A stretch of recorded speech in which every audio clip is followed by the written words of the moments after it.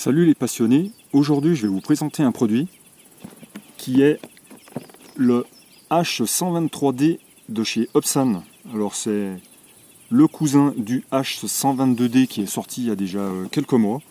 On va faire le tour.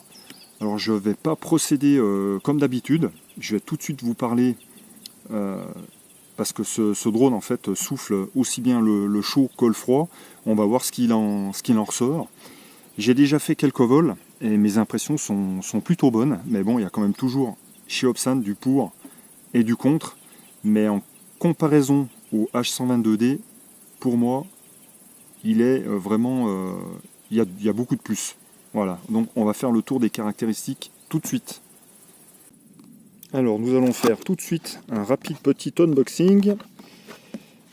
Donc voici le bébé, donc l'emballage est vraiment sympa, tout est bien rangé, nickel.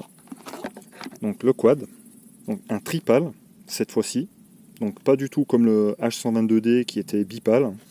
J'en reparlerai tout à l'heure, hein, ça joue énormément sur la portance. On voit que la géométrie n'est pas non plus la même. Il est légèrement plus grand que le H122D. Pourvu de moteur brushless, donc sans charbon, donc sans entretien. Ça c'est vraiment le gros plus. Donc les ESC sont dans cette partie-là, donc sont sur les bras. Hein. Tout est bien caché. Donc il y a des cartels en plastique qui viennent protéger les ESC. Hein. Ça ressemble beaucoup à H122D, mais bon voilà, il est légèrement plus grand. Une batterie HV, donc voltage élevé, de 980 mAh, alors que sur le H122D, elle faisait 710 mAh. Donc voilà, ils ont augmenté en fait la capacité de la batterie. Hein. Donc il y a une batterie. Et en fouillant un petit peu plus dans la boîte, je me suis dit waouh, alors là ils ont fait très fort. C'est qu'en fait, ils nous ont mis 2 batteries dans le pack. Ça, j'ai trouvé vraiment ça excellent pour débuter. 2 batteries, c'est super. Vous n'aurez pas besoin d'en racheter une deuxième. Donc là-dedans, il y a les accessoires, la radio. Voilà, donc c'est la radio standard hein, avec l'écran intégré. Sauf qu'il y a quelques petites choses qui changent. C'est qu'ils nous ont prévu donc, un connecteur pour l'antenne. Donc c'est une antenne patch qui vient là. Une antenne patch donc, pour la vidéo, le 5,8 GHz. Et donc ici, une antenne bâton pour le 2,4 GHz. J'y reviendrai aussi dans quelques instants. Et le manuel d'utilisateur. Nous avons de ce côté-ci les pièces à assembler pour le pare-soleil. De ce côté-ci, tout le reste des accessoires. Donc le tournevis pour le changement d'hélice, l'antenne patch qui est vraiment énorme, donc il doit vraiment bien faire son job, l'antenne bâton qui est plus grande que l'habitude, je trouve, et le chargeur. Surprise secteur, on vient brancher le jack. Et ici, on visualise l'état en fait, des 2 cellules de la lipo. Et j'allais oublier le velcro pour la batterie supplémentaire, un set d'hélices et vis supplémentaires. Donc voilà, c'est vraiment très complet. Alors, comme pour ceux qui connaissent Opsan ou les nouveaux qui ne connaissent pas, je vais essayer d'être assez succinct dans ce test. Parce que le but c'est quand même le vol. Donc la radio, voilà. Donc je vais brancher l'antenne patch. Et je vais vous parler de la radio. Il y a quelques petites choses à dire.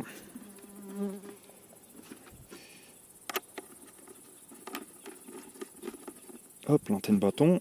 Donc on volera comme ça. Hop. Voilà. Là on est prêt pour le vol. Donc la radio. C'est la radio classique standard avec écran, mais il y a quand même quelques petites choses en fait qu'ils ont rajoutées. On a toujours le bouton photo, le bouton vidéo, la carte SD se met sur le drone et pas sur la radio. Donc là, elle est livrée en mode 2, donc gaz à gauche, on voit qu'il n'y a pas de ressort de ce côté-là, mais moi je l'ai quand même passé en mode 1, qui est mon mode de vol. Je déverrouillerai les moteurs comme ceci, en tenant les gaz bien en bas, parce que ici mon drone va décoller, puisque là j'ai le ressort, hein, mais mécaniquement on peut rien faire. Hein. Voilà, j'essaierai bien de l'ouvrir, mais je pense que on peut rien faire. La radio est condamnée en mode 2. Mais voilà, moi je l'ai quand même passé en mode 1, il n'y a aucun souci. Donc ce qui change sur cette radio, c'est qu'en fait ici on a un inter dual rate. Alors tout simplement, ici vous avez un débattement qui est assez faible, c'est-à-dire que le drone va s'incliner mais très peu, donc ça sera vraiment pour les débutants. Si vous basculez l'inter comme ça vers vous, l'inclinaison du drone sera beaucoup plus importante, donc au niveau du débattement ça sera beaucoup plus important. Voilà, donc le dual rate à gauche, à droite vous avez les modes de vol. Donc ici vous êtes en mode de vol stabilisé, c'est-à-dire que quand vous relâchez les manches, votre drone va se remettre à plat. Au milieu, vous avez un espèce de mode horizon, mais c'est pas vraiment un mode horizon, c'est-à-dire que c'est comme si vous étiez en accro, c'est-à-dire que votre drone ne va pas revenir à plat, mais par contre vous ne pouvez pas dépasser un certain angle. Donc vous ne pouvez pas faire d'acrobatie, voilà, tout simplement. Et quand vous tirez le switch complètement vers le bas, là vous êtes en full, c'est-à-dire vous êtes complètement en accro, vous faites des flips, vous faites des rolls, vous faites ce que vous voulez, vous avez totale liberté. Alors le compartiment à piles, c'est un compartiment qui viendra accueillir 4 piles AA ou LR06. Et la bonne nouvelle, c'est qu'en fait, ils nous ont mis une prise JST pour venir brancher une LiPo. Donc ça, c'est vraiment pas mal. Voilà, on le voit ici en rouge. Donc évidemment, il faut privilégier une LiPo parce que là, les 4 piles, pourtant, ce sont des bonnes piles, des Energizer. J'ai même pas fait 10 vols avec, que la radio m'indique déjà en fait une batterie faible. Voilà, donc il faut privilégier une LiPo. Alors le petit inconvénient, c'est que le compartiment n'est pas très profond. Donc pour trouver une LiPo, on va dire, assez fine pour rentrer dedans, ça va être showtime. Donc voilà, après il faudra peut-être la greffer un peu à l'extérieur, ou on arrive toujours à se débrouiller, c'est pas un souci. Donc ça, c'est la bonne nouvelle. C'est-à-dire qu'on peut brancher une LiPo, il n'y a aucun problème. Évidemment, une LiPo 2S. Alors je vais tout de suite parler, on va dire, du point négatif et positif que j'ai trouvé. Alors donc ils nous ont ressorti la radio standard avec l'écran intégré et pas comme le H122D un masque. Alors sur le H122D, l'écran en fait qu'ils ont mis dans le masque pour moi était bien, mais ce qui n'allait vraiment pas, c'était le masque. Il était beaucoup trop volumineux, beaucoup trop lourd. Donc ils sont repartis en fait sur l'écran intégré à la radio. Alors l'inconvénient évidemment, c'est que l'immersion n'est pas complètement là, il faut le dire. Mais par contre, pour vraiment les ultra débutants, ce que je trouve bien, et ça, il y en a qui vont pas être d'accord avec moi, c'est qu'en fait, vous pouvez aussi bien regarder l'écran que, en fait, quand votre drone va revenir vers vous, vous pouvez le reprendre à vue. Donc ça, je trouve, c'est vraiment l'avantage pour un débutant. Plutôt que d'avoir une paire de lunettes sur les yeux, d'enlever les lunettes parce qu'on n'a pas l'habitude de se poser au début, là, vous quittez l'écran des yeux, tac, vous avez votre drone à vue. Donc après, en termes de qualité, je trouve que c'est vraiment très bien. C'est pas pixelisé, hein, c'est ce qu'on connaît chez Opsan. L'écran est, voilà, on voit pas de points, l'image est assez nette, la résolution est très bonne. Donc voilà, là je pense que on a fait le tour. On a fait le tour de ce que je pouvais dire sur la radio.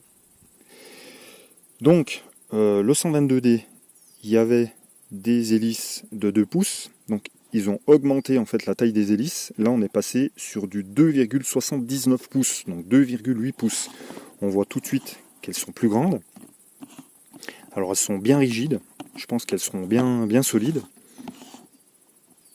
Donc on voit bien les ESC en fait cachés sous les carters en plastique. Hein. Pour aller les extirper, il faudra vraiment un gros crash. Hein. Je pense qu'il n'y a vraiment rien à craindre, hein. C'est vraiment bien caché. Au niveau de la caméra, c'est sensiblement pareil. Hein. Vous bougez manuellement l'optique en fait pour changer l'inclinaison de la caméra. Alors moi j'ai démarré, alors j'ai fait quelques vols, mais j'ai pas fait énormément de vols. Aujourd'hui ça va être vraiment une grande première. Alors c'est peut-être à tort, hein, parce que je vais peut-être me planter dans la vidéo, mais écoutez, voilà, moi je suis comme ça, un bing, je suis direct. Les moteurs bushless, donc ils sont vraiment bien finis, hein, c'est super miniature. Alors moi il y a déjà juste un petit point négatif que j'ai relevés sur le quad. Alors vous allez me dire, c'est peut-être pas grand-chose, mais si. Alors en fait, c'est au niveau en fait, des pieds. Ils n'ont pas mis de patins souples, caoutchouc ou mousse. C'est directement une structure en fait rigide, ce qui fait que quand on se pose dans l'herbe, tout va bien, mais si on se pose sur le bitume, je pense qu'on va très très vite les abîmer, voire les casser. Alors la grosse différence, j'ai trouvé tout de suite en vol par rapport au H122D, donc je trouve que celui-ci est beaucoup plus stable du fait en fait d'avoir des tripales. Ça le rend beaucoup plus stable, beaucoup plus souple. Les moteurs brushless, ils sont aussi pour quelque chose, évidemment. Il est beaucoup plus nerveux, beaucoup plus incisif. Et du coup, il n'y a plus. Alors, c'est l'effet yo-yo en fait qu'on pouvait trouver sur le H122D, c'est-à-dire du mal à le stabiliser à une certaine hauteur pendant le vol. Donc là, il n'y a vraiment aucun souci. Par contre, vu la taille quand même de l'engin, il faudrait être particulièrement délicat et doux avec les commandes, parce qu'en fait, il réagit très, on va dire, brusquement. Si vous y allez franco sur les commandes, il ne va pas arrêter. Je veux dire, vous allez le voir au niveau du retour vidéo, ça va secouer pas mal. Alors, à mon goût, au niveau des réglages dans la config de vol, je trouve que la zone morte en fait des manches est beaucoup trop importante. C'est-à-dire que pour lui donner un ordre, vous allez être obligé de sortir de la zone morte qui est pour moi beaucoup trop importante. Ce qui fait qu'en fait votre drone vous n'allez pas pouvoir le piloter vraiment délicatement comme vous voulez. Il va partir un peu trop franchement. Donc c'est pour ça qu'il faudra être vraiment délicat avec les commandes. Et aussi un autre point noir, c'est qu'en fait, on ne peut pas le configurer avec Betaflight. Et ça, je trouve, c'est quand même dommage. Mais bon, voilà, c'est un drone qui vise quand même, entre guillemets, les débutants. Et donc voilà. Alors, je ne vais pas en dire plus, hormis que j'ai oublié de vous dire que c'est un FOV de 120 degrés. Donc c'est un angle, la caméra vous offre en fait un angle de vue de 120 degrés. Et c'est quand même pas mal parce que ça se rapproche beaucoup de l'œil humain, qui fait que je trouvais que le H122D, on avait du mal à apprécier les distances, que là c'est beaucoup plus proche de la réalité. D'ailleurs sur mon drone perso sur lequel je vole, je suis à 130 degrés. Donc là 120 degrés, franchement ça me dépayse pas trop, c'est vraiment pas mal. Vous pouvez toujours greffer une carte SD sur le quad, donc pour les enregistrements vidéo. Le retour vidéo est très bon, je trouve qu'il est vraiment très bon. Les enregistrements se font en 720p, je trouve que c'est vraiment très bien. En fait, tout est intégré, hein. Vous n'êtes pas obligé, comme sur un racer classique, d'acheter une caméra supplémentaire, vous allez greffer sur le drone pour filmer vos sessions. Là, tout est intégré, vous avez tout en un. Vous avez le retour vidéo et les enregistrements vidéo faits à partir de la même caméra. Donc voilà, c'est tout en un, c'est vraiment bien. Voilà. Je ne vais pas trop m'attarder sur les caractéristiques parce que voilà, on est tous capables d'aller voir sur internet, hein. Moi je le fais, vous le faites. De toute façon, avant un achat, on va tous vérifier, chercher des avis sur le net. Donc c'est pas le but c'est le vol. Donc je vais me mettre en vol. J'espère que le temps va me laisser tranquille parce qu'il commence à tomber des gouttes. Le but c'est le vol. Et donc ce que je vais faire, c'est que je vais vous parler du vol en direct. Donc je vais piloter, en même temps je vais vous parler, je vais vous dire ce qui se passe et tester tous les modes. Allez, c'est parti.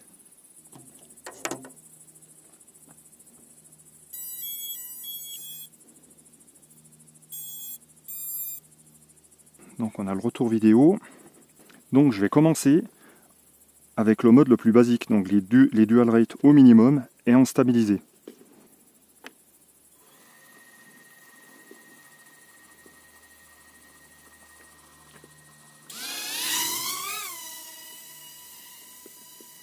Donc sur l'écran, je vois vraiment très bien ce qui se passe. Là, je suis déjà à 120 mètres, donc juste pour vous dire que tout va très bien. Là, je passe près d'un arbre, je commence à avoir un tout petit peu de neige, mais vraiment rien du tout.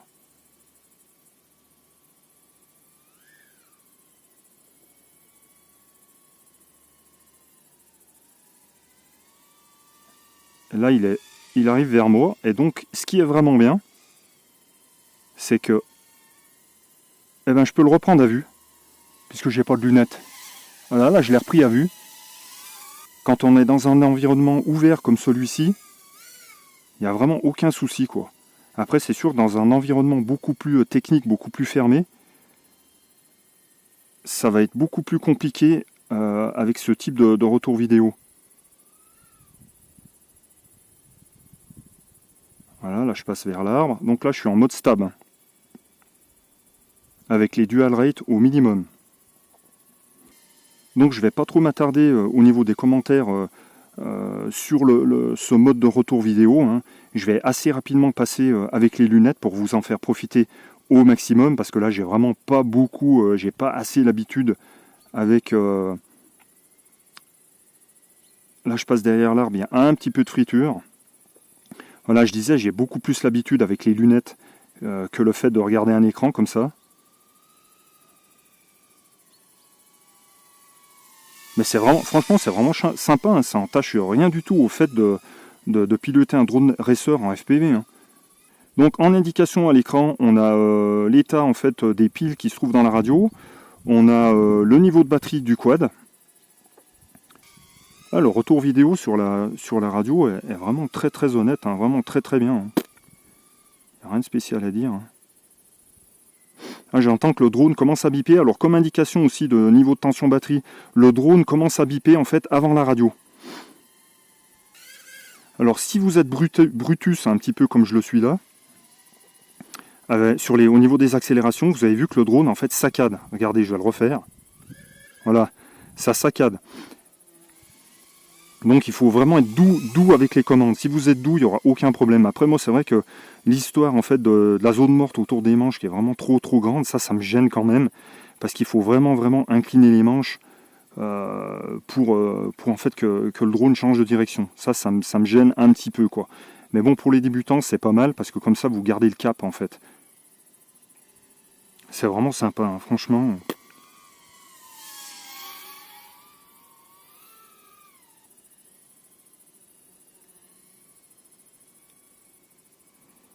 Au niveau de la distance, je me fais vraiment aucun souci. Hein. Là, je suis allé à plus de 120 mètres. Il n'y a vraiment aucun problème de retour vidéo ou de 2.4. Hein.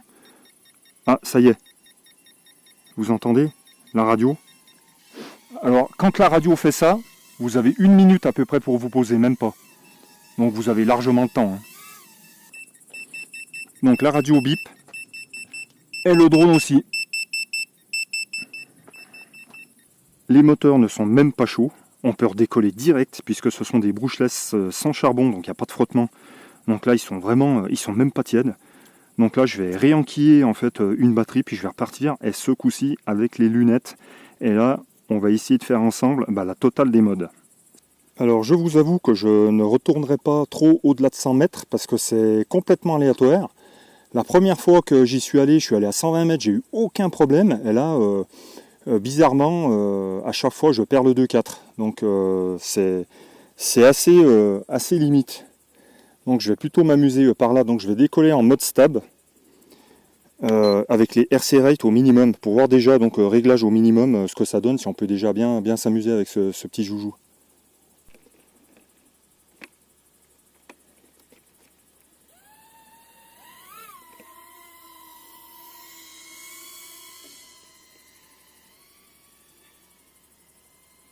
Donc on voit que même au minimum c'est assez réactif, il n'y a aucun problème.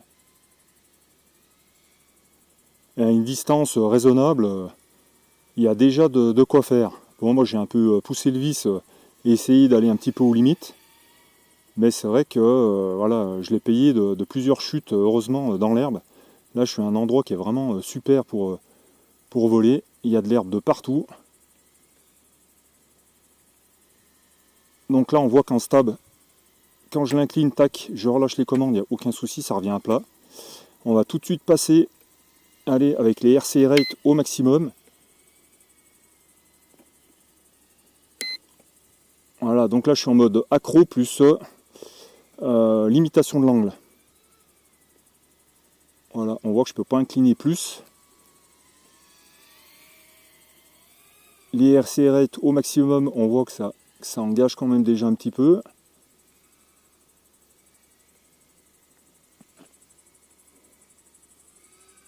Et là maintenant, donc là vous voyez, je ne peux pas incliner plus que ça. Et maintenant je vais voler en accro avec les RC rate au maximum. Alors je vous le dis déjà, j'ai essayé de faire des flips c'est pas évident parce que j'ai l'impression que le gyro verrouille quand même pas mal le quad. C'est-à-dire que quand il voit le gyro, voit le quad à l'envers, on se fait peur quand même. C'est vrai que le plaisir, je dirais qu'il est quand même assez limité.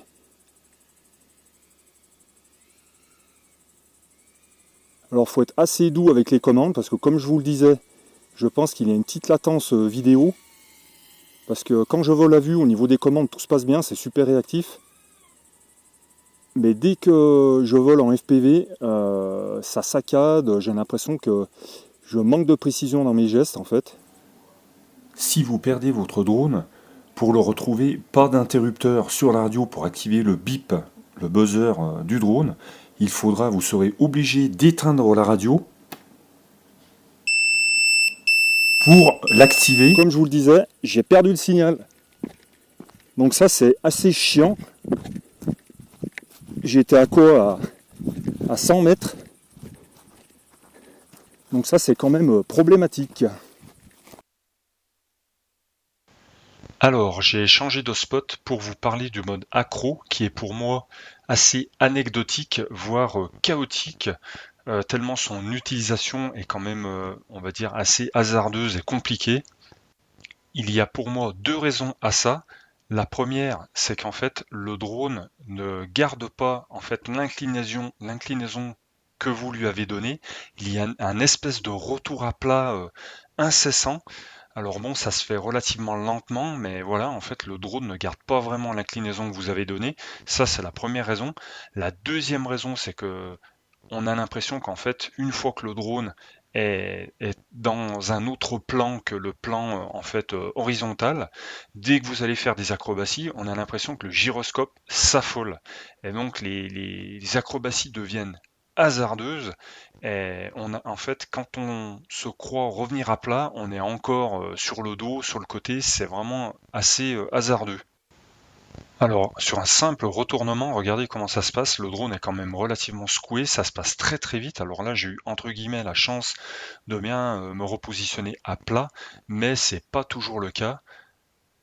Regardez comme ici, je retombe complètement sur le côté parce qu'en fait, je sais plus où je me situe tellement en fait le gyro secoue le quad. Malgré les défauts du H123D en mode accro, il reste très joueur avec des obstacles, mais dans une zone un peu plus réduite.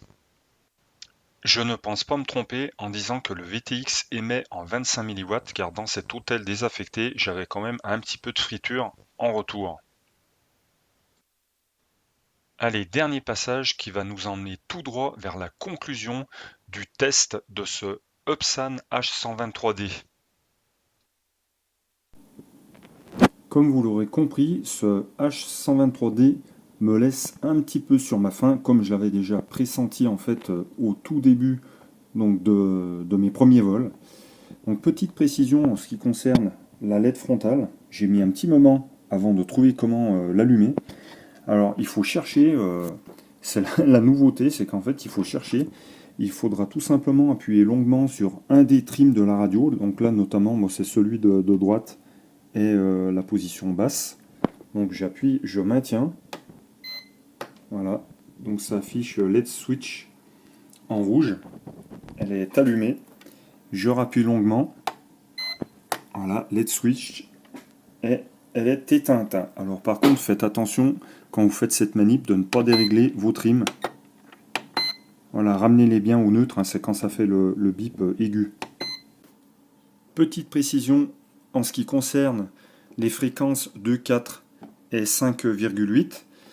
Donc si vous voulez avoir le meilleur retour vidéo possible, il faudra mettre votre antenne bien verticale. Donc ça c'est l'antenne, c'est le retour vidéo, contrairement à ce qu'on pourrait croire. Donc ne la mettez pas comme ça parce que vous allez voir au bout de quelques dizaines de mètres, vous allez voir de la neige. Il faut la mettre vraiment bien droite. Et je me suis posé des questions par rapport au 2,4 en fait qu'on perd, on va dire à peu près une centaine de mètres. Je me suis dit mais où ont-ils mis l'antenne? Alors, si je me souviens bien, sur le H122D, les deux antennes étaient côte à côte. Et là, en fait, l'antenne 2,4, ils sont allés la mettre. Vous voyez la mousse qu'il y a là-bas? Alors, qui est vraiment dans le coin, là, à droite. On voit qu'il y a une mousse. En fait, l'antenne 2.4, c'est une antenne type film souple qui sont allés greffer dans le coin là. Donc je me demande si c'est vraiment une idée judicieuse, si c'est pas pour ça en fait on peut avoir des problèmes de 2.4 à distance, on va dire autour des 100 mètres. Alors, on va faire un petit bilan donc, de ce test sur le Upsan H123D. Alors, ce que je peux dire, bon, déjà, en ce qui me concerne, c'est perso, moi, il me laisse un petit peu sur ma faim. Alors, au niveau de la radio, je m'attendais vraiment en fait à une refonte complète. Ce qu'ils ont fait en fait entre le H122D et le H123D, donc sur le H122D, on avait un masque qui était pas vraiment abouti, pas confortable. Donc en fait, ils nous ont viré le masque pour nous remettre en fait une radio standard avec le retour vidéo donc, sur la radiocommande, équipée d'une bonne antenne patch vidéo, puisqu'il n'y a aucun souci de retour vidéo. Donc une antenne bâton pour le 2.4, mais malheureusement le 2.4 normalement c'est censé être le signal des deux qui fonctionne le mieux. Et là, à partir de 100 mètres, on a des soucis. Donc ça par contre, on peut entre guillemets pas trop leur en vouloir. C'est quelque chose que techniquement je comprends pas bien. On ne peut pas trop leur en vouloir car c'est quand même notifié dans le manuel d'utilisateur. Comme quoi la portée max c'est 100 mètres. Ils nous permettent de mettre une lipo 2S, donc ce qui est pas mal, mais par contre au niveau logement, ça l'est un petit peu moins, parce que donc comme je vous le disais, la profondeur ne permet pas de refermer le couvercle, à moins de vraiment trouver une lipo qui est suffisamment peu épaisse pour pouvoir refermer le couvercle. Donc le fait de repasser à du matériel connu en fait chez eux, donc la radio standard, ça fait qu'en fait ils nous ont fait un quad 2.1. C'est-à-dire que le H122D était équipé de moteur Brushed à charbon. Donc là, en fait, ça a permis à moindre coût de passer en moteur brushless. Donc ce qui est pour moi quand même, malgré tout, le pack est quand même mieux. Je trouve que le drone est quand même plus maniable, plus stable, plus réactif aussi. C'est un gage en fait de longévité, le fait d'avoir des moteurs brushless. Malgré le problème en fait du mode accro qui nous laisse pas assez de liberté, le gyroscope qui est vraiment trop verrouillé, nous laisse pas assez de liberté en fait dans les manœuvres, dans les acrobaties, ça va limiter un petit peu l'expérience, mais malgré tout, il reste quand même très agréable, et du fait aussi donc des modes de vol qui sont en fait verrouillés par la radio, donc les doubles débattements d'inclinaison du drone, les différents modes de vol stabilisés, un espèce de mode horizon, mais qui n'est pas vraiment un mode horizon, puisqu'on peut pas se retourner. Voilà, donc vous êtes limité par l'angle, et un mode accro qui n'est pas vraiment, on va dire, des plus aboutis, fait qu'en fait ce pack va quand même trouver, je pense, son public parmi, Upsan, on commence à les connaître, parmi les plus jeunes et aussi les débutants. Donc type de vol, ça sera quand même, on va dire, un type de vol dans des zones assez confinées, avec des obstacles. Alors bon, c'est pas fait pour faire du long range, on est bien d'accord, c'est pas fait pour faire de la longue distance, hein, au vu des problèmes de 2.4. Malgré tout, voilà, on s'amuse quand même, et je pense que, voilà, malgré ses qualités, moteur brushless, robustesse, c'est vrai que bon, il est quand même robuste, hein, de par sa taille et son poids. Voilà, même s'il tombe de relativement haut, voilà, il ne va pas tomber comme une pierre, il n'y a pas une masse énorme, il est quand même assez léger, donc il est robuste. Malgré tout, il est quand même assez fiable. L'autonomie, elle est assez bonne, donc avec ce type de batterie, ils ont augmenté la capacité. Je pense qu'il trouvera quand même son public parmi les plus jeunes, parce que malgré les moteurs brushless qui l'équipent, c'est un quad qui reste quand même relativement... reste pas dangereux. Voilà. Alors justement, je vais revenir aussi sur le mode de retour vidéo. Donc là, c'est un écran, justement, c'est ce qui nous laisse le choix, alors évidemment, moyennant un coût supplémentaire, nous laisse le choix d'acheter par la suite un masque FPV, hein, donc bon marché, hein, où vous trouvez des masques à tous les prix. Donc c'est aussi intéressant de ce côté-là, hein, si vous voulez quitter l'écran sur la radiocommande. Alors aussi une chose qui me chagrine un petit peu, mais ce qui fait qu'en fait on se rend compte que chez Upsan on se tourne quand même plus vers un public jeune ou débutant, parce qu'en fait tout est verrouillé. Donc le quad n'est pas configurable, donc comme l'était le H122D, n'est pas configurable malgré qu'il y ait une prise micro USB sur le quad. on ne peut pas le connecter, on ne peut pas le configurer avec un logiciel de vol, style Betaflight. On n'y a pas accès. Alors surtout, n'hésitez pas si vous avez des questions, parce que le quad est quand même relativement récent. Je crois savoir qu'il n'y a pas de vidéo en français, donc n'hésitez pas. Voilà, comme vous le voyez, je suis pas complètement déçu, mais en fait, je m'attendais tellement à une refonte complète que voilà, je suis un petit peu sur ma faim. Mais malgré tout, ce pack du H123D pour moi est quand même mieux que le H122D. Voilà. Allez, à ciao tout le monde, bientôt sur Passion Partage Tuto.